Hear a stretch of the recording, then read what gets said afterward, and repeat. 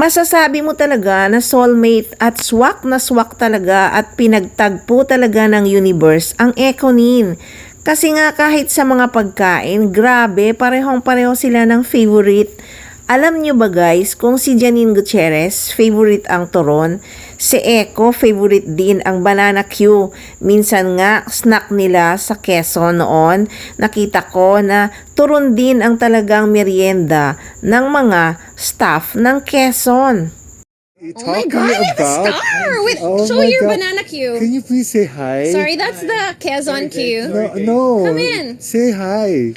Sir. May pa-banana Q. I know, that is the official pagkain ng set ng Quezon. It is the banana Quezon. Pambansang Quezon. ng Quezon.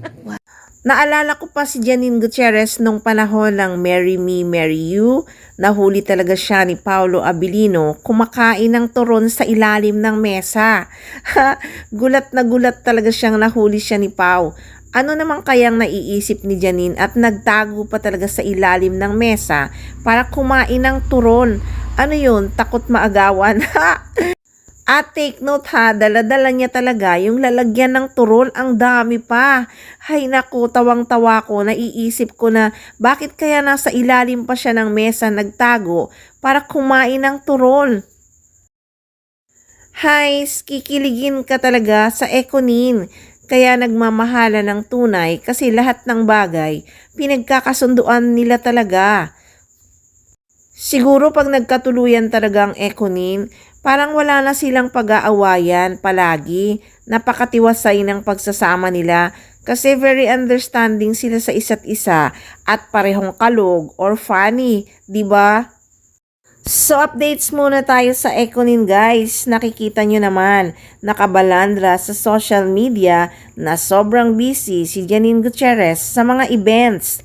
At si Jericho Rosales naman, sobrang busy sa pagpopromote ng kanyang pelikulang Quezon.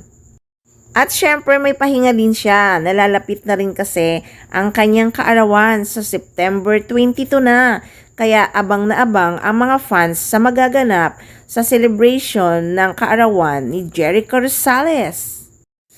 Abang na abang nila ang mga paayudang kakilig-kilig. At sigurado pagkatapos nun, puspusa na naman ang pagpupromote ni Jericho Rosales sa kanyang pelikulang Quezon dahil malapit na nga itong ipalabas. Excited na ang lahat, lalong-lalo na si Janine Gutierrez.